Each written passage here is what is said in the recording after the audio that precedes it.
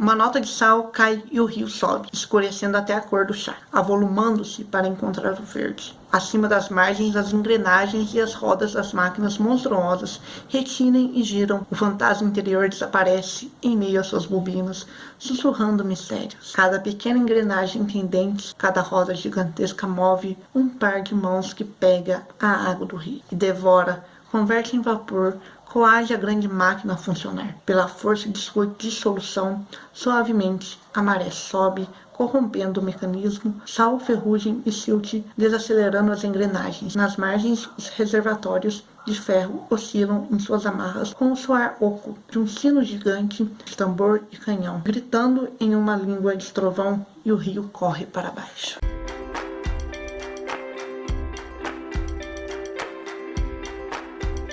O demônio explodiu em um banho de cor e entranhas. William Herondale puxou de volta a adaga, mas era tarde demais.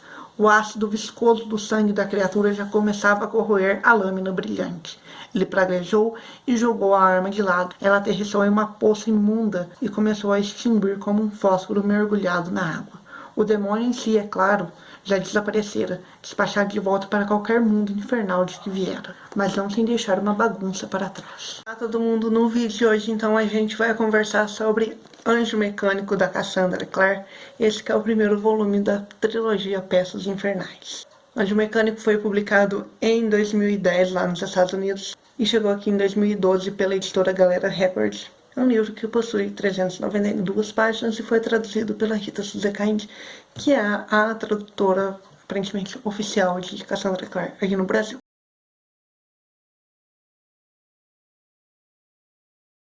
Então, primeiro eu vou falar a ordem aqui, mais ou menos, porque eu, particularmente, não posso responder exatamente como deve ler, porque eu não li ainda todos. Mas algumas listas, e a maioria, dizem que você tem que ler, depois de Cidade de Vidro, O Anjo Mecânico. Aí depois você lê o quarto volume de Instrumentos Mortais, que é Cidade dos Anjos Caídos. O segundo volume de Peças Infernais, Príncipe Mecânico. Depois você lê Cidade das Almas Perdidas, que é o quinto de Os Instrumentos Mortais. O terceiro de Peças Infernais e o último, que é Princesa Mecânica. Algumas listas dizem que você tem que ler o Crônicas de Bane antes de ler o sexto volume, que é a Cidade de Fogo Celestial, e algumas dizem que você pode ler o Crônicas de Bane depois desse livro.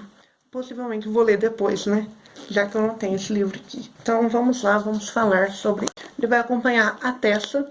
A princípio, a Tessa é uma humana comum. Ela está se mudando para Londres após a morte da tia dela para encontrar com o irmão Nate, que vai cuidar dela. Lá ela acaba sendo sequestrada pela senhora Dark e pela senhora Bly, que são assim, ela não entende muito bem o que elas são, só que elas dizem que elas estão a dever do magistrado, que o irmão dela tá vigiado por ele e que ela vai se casar com esse magistrado porque ela tem um poder especial e o magistrado está muito interessado nesse poder. Ela vai treinando esses poderes que a gente não entende muito bem, aparentemente ela se transforma em outras pessoas.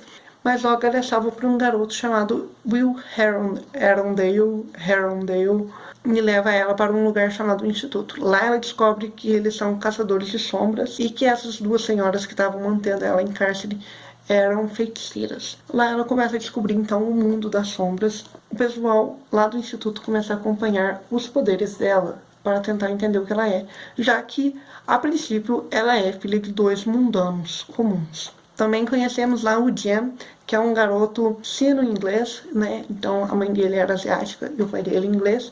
Eles foram mortos lá em Hong Kong e o Jem tá ali no instituto porque é o lugar onde ele tem para ficar, né? Ele não pode ficar no instituto da China por conta de várias coisas que a gente vai descobrir aqui ao longo deste livro e ao longo dos próximos também, possivelmente. Nós também conhecemos o Harry e a Charlotte, que são ali os diretores, os coordenadores deste instituto de Londres, mas que é um local ali que é bem sondado pelo Benedict Lightwood, que não gosta muito de como é tomar as decisões do instituto, já que a Charlotte toma muito mais decisões do que o Henry, apesar de que ele que leva o nome de diretor.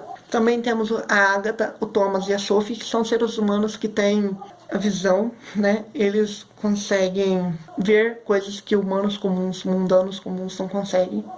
e eles acabam aqui servindo os Caçadores de Sombras. Eles são personagens bem interessantes. E a gente também tem a Jessamine, que é uma garota caçadora de sombras, órfã também, né? Todo mundo ali é órfão. Esses mais novos, que é a Jessamine, o Jem e o Will, que não quer ser caçadora de sombras, ela quer ser só uma garota rica e casar e viver uma vida mundana comum.